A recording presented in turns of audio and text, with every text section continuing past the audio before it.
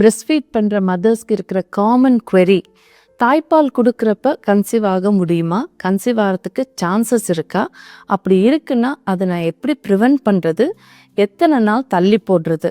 தாய்ப்பால் கொடுக்குற தாய்மார்களுக்கு இந்த ப்ராப்ளம், இந்த query ரொம்ப காமனாக இருக்குது. அதை பற்றி தான் நம்ம இந்த வீடியோவில் டீட்டெயிலாக பார்க்க போகிறோம். நான் டாக்டர் அபிநயா, ஆப்ஸ்டெட்ரிஷியன்.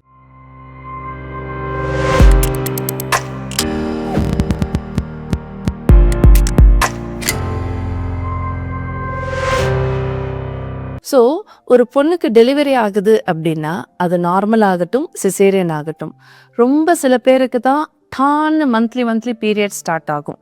கரெக்ட். அண்ட் ரொம்ப பேருக்கு என்ன ஆகும்னா 3 months கழிச்சு, 6 months கழிச்சு ஸ்டார்ட் ஆகும். அப்படியே ஸ்டார்ட் ஆனாலும் ரொம்ப இர்ரெகுலராக 1.5 months ஒன்ஸ், 2.5 months ஒன்ஸ் வரும். So first 18 months of delivery, குழந்தைக்கு 1.5 வயசு ஆகிற வரைக்கும் நிறைய இர்ரெகுலர் பீரியட்ஸ் காமனாக இருக்கும்.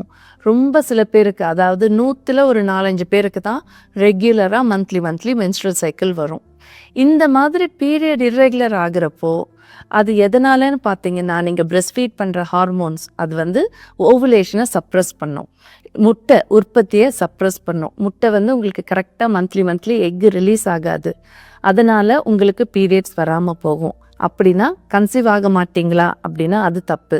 கன்சீவ் ஆகிறதுக்கும் சான்சஸ் இருக்குது. அது எப்படின்னு பார்த்தோன்னா, எக்ஸ்க்ளூசிவாக நீங்கள் பிரஸ்ட் ஃபீடிங் பண்ணிகிட்ருக்கீங்க ஃபஸ்ட்டு 3 or 6 monthsக்கு, டாப்அப் எதுவுமே யூஸ் பண்ணல, பவுடர் பால் எதுவுமே யூஸ் பண்ணலை, வெறும் தாய்ப்பால் மட்டும் கொடுத்துட்ருக்கீங்கன்னா first 3 months of delivery very rare egg release ஆகிறதுக்கு.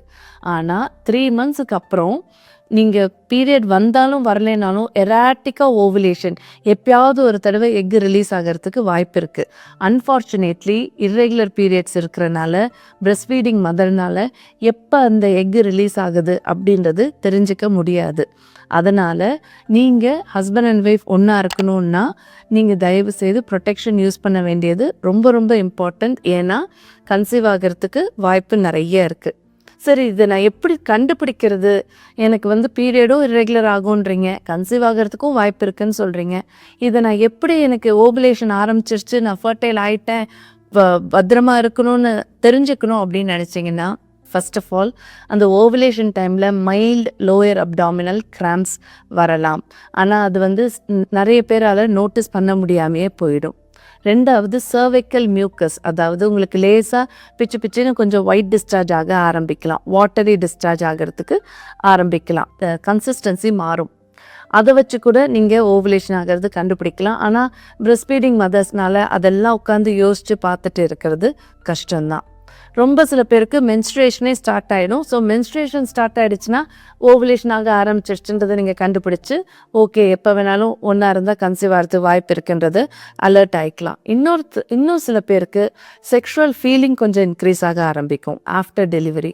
அந்த மாதிரி இன்க்ரீஸ்டு லிபிடோ இருக்கிறப்போ ஓகே ஓவுலேஷனுக்கு சான்சஸ் இருக்குது, ஃபர்டிலிட்டிக்கு சான்சஸ் இருக்குது, கன்சீவ் ஆகிறதுக்கு சான்சஸ் இருக்குது. ஸோ இந்த மாதிரியெல்லாம் இருக்கிறனால தான் சொல்கிறேன், பிரஸ்ட் ஃபீட் பண்ணுற மதர்ஸால் ப்ரெக்னென்ட் ஆகிறதுக்கு நிறைய சான்சஸ் இருக்குது. All you should remember is plan your pregnancy. ஒரு குழந்தைக்கும் இன்னொரு குழந்தைக்கும் நடுவில் ஸ்பேசிங் இஸ் வெரி இம்பார்ட்டண்ட். அந்த spacing depending upon your age and depending upon your choice and depending upon the route of delivery, normal டெலிவரியோ சிசேரியனோ, இதெல்லாம் வச்சு 1 வருஷமோ 2 வருஷமோ 3 வருஷமோ நீங்கள் தள்ளி போட வேண்டியது ரொம்ப இம்பார்ட்டண்ட். 2 பேருமே, கப்புள்ஸ், ஹஸ்பண்ட் அண்ட் ஒய்ஃப் 2 பேருமே சேர்ந்து டிசைட் பண்ண வேண்டிய ஒரு முக்கியமான விஷயம், குழந்தைய அடுத்து எத்தனை வருஷம் தள்ளி போடலாம். இதுக்கு பேர் தான் ஃபேமிலி பிளானிங். ஸோ அதை முதல்ல முடிவு பண்ணிவிட்டு அதுக்கு தகுந்தாப்பில் உங்கள் டாக்டரை டெலிவரி முடிஞ்சு ஒரு 3rd month போல் போய் ஆராம்சே, ஏன்னா ஃபஸ்ட்டு 3 months உங்களுக்கு பிரஸ்ட் ஃபீட் பண்ணணும், ஏக்ஸ் அண்ட் பெயின்ஸ் இருக்கும், ப்ரெக்னென்சி ரிலேட்டடாக வெயிட் கெயின் ஆகிருப்பீங்க, வெயிட் லாஸ் ஆவீங்க, பிரஸ்ட் ஃபீடிங்கில் டவுட் வரும், ஏகப்பட்ட குழப்பத்தில் இருப்பீங்க, ஸ்லீப் டிஸ்டர்பன்சஸ் இருக்கும்.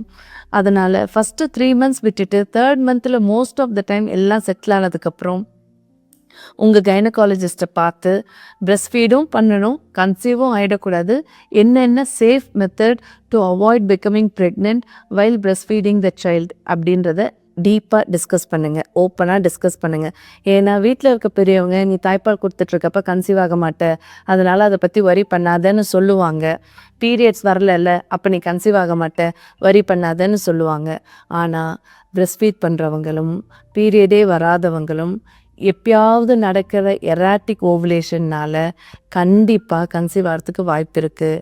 அதனால் கன்சீவ் ஆகாமல் இருக்கணும்னு முடிவு பண்ணிட்டீங்கன்னா உங்கள் டாக்டர்கிட்ட டிஸ்கஸ் பண்ணிவிட்டு கான்ட்ரசெப்ஷன் அட்வைஸ் ஃபாலோ பண்ணிக்கோங்க. தேங்க்யூ.